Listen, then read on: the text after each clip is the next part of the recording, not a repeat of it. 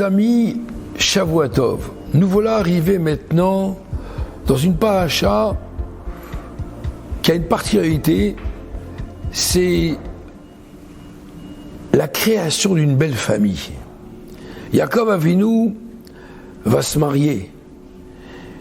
Yaakov Avinu va construire une famille entière, les 12 tribus.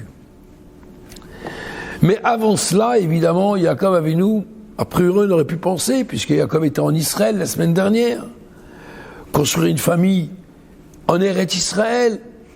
Eh bien non. On voit que le peuple juif, il ne s'est pas créé, il ne s'est pas constitué en Israël. On aurait pu penser, peut-être ça aurait été beaucoup mieux, les terres d'Israël, où Yaakov il était avec peut-être son père, Yitzhak, mais forcé et contraint de se sauver car son frère voulait le tuer suite au conseil de sa mère Rivka, lui a dit va chez mon frère. Il est allé chez son oncle. Et la Torah nous raconte que lorsque Yaakov Avinu est sorti de Beershava, il est allé à Haran.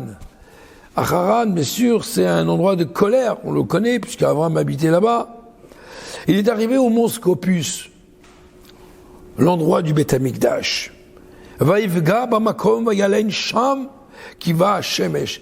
Il s'est mis à dormir, le soleil a commencé à se coucher, et il s'est mis à dormir. Nos sages nous disent que l'endroit où Yaakov il a dormi, après 14 années qu'il a passé à la yeshiva de Shem Ever, il a étudié jour et nuit la Torah, là, soudainement, il s'est mis à dormir. Franchement, s'il y a un lieu où il faut dormir, on pourrait se poser la question, mais il n'y a pas un autre endroit, je t'en prie. Pendant 14 années, là-bas, il n'a pas dormi. Et à un endroit où l'endroit, le Kadosh, aussi Kadosh qu'il soit, à Moria, où il y a eu le sacrifice d'Isaac, le Beth Amikdash, Yaakov, il s'est mis à dormir là-bas, justement, qu'à un moment, lorsqu'il s'est mis à dormir, il a commencé à rêver, il s'est réveillé. C'est du quoi? Waouh! Il y a ici Hachem, un endroit Kadosh, Vanochi lo yadaiti, j'ai pas su. En d'autres termes, si j'avais su, jamais je me serais permis de dormir ici. Et d'ailleurs, c'est une des raisons pour laquelle, des fois, entre parenthèses, que chez les Chassidim Lubavitch, ils n'ont pas la coutume de dormir dans la soukha. Car le toit de la soukha est un endroit Kadosh. Alors, comment est-ce possible puis-je dormir sous un endroit aussi Kadosh?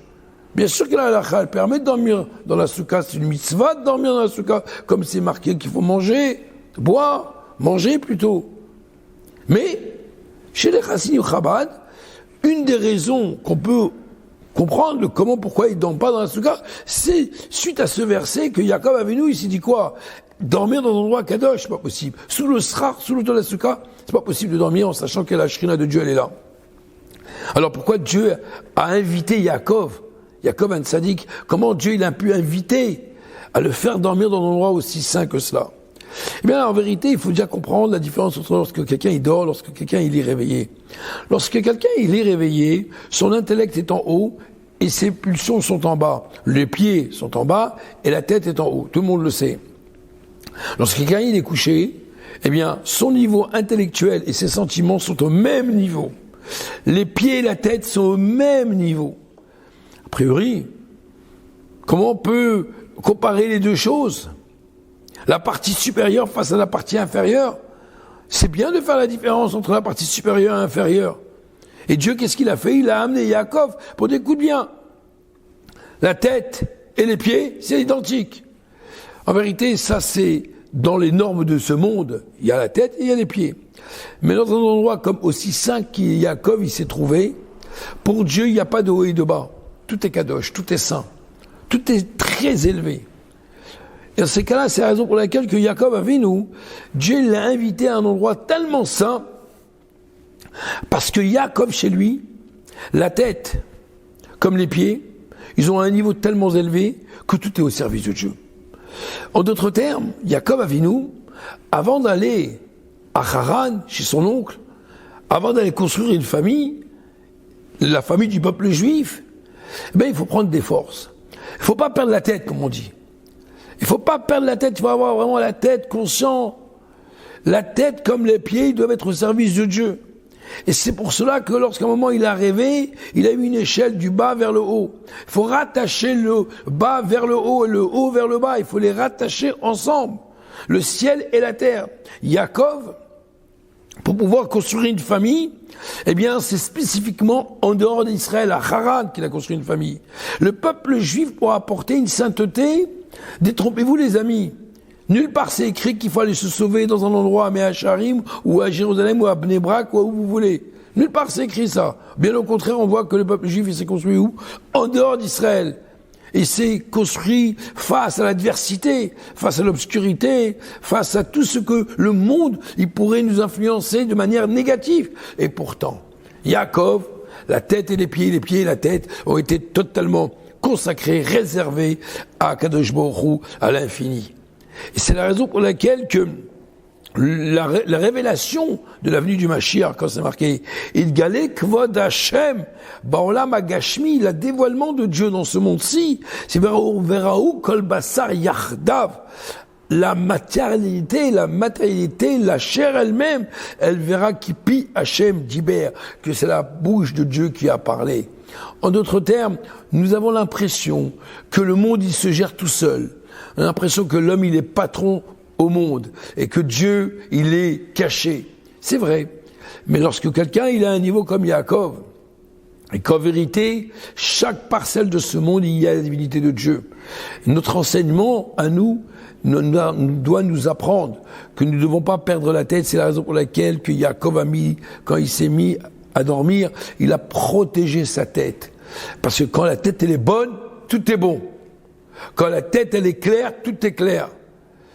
Mais le plus important, c'est la tête. Et c'est ça que Yaakov Avinu, il l'a fait en allant à Haran. Il a dit, je vais construire un foyer. Il faut pas que je me fasse avoir, il faut pas que je me fasse influencer par mon oncle Lavan, le roublard, celui qui triche, celui qui vole, celui qui ment. Mais le peuple juif, il s'est construit dans un espace de cette mentalité. Et donc, ces cas-là, Yaakov, il a tout fait pour être honnête et droit, et il a construit une très belle famille, les 12 Shvatim. Que Dieu fasse que notre rôle dans ce monde, il n'est pas de nous sauver de ce monde, mais bien au contraire, c'est de faire que ce monde soit meilleur en gardant le monde comme tel et le transformer, le creuser et ressortir le bon qu'il y a dans ce monde. Et il y a une possibilité. Mais lorsque l'être humain a une nature de chercher la facilité, donc il est fatigué depuis le début. Mais Yaakov, la Torah nous apprend qu'il n'y a rien qui est facile. Tout est avec la difficulté. Mais notre paracha nous apprend que quand on se fatigue, eh bien on a le pouvoir, Dieu merci, de construire une belle famille comme Yaakov. C'est ce qu'on voit aujourd'hui dans le monde.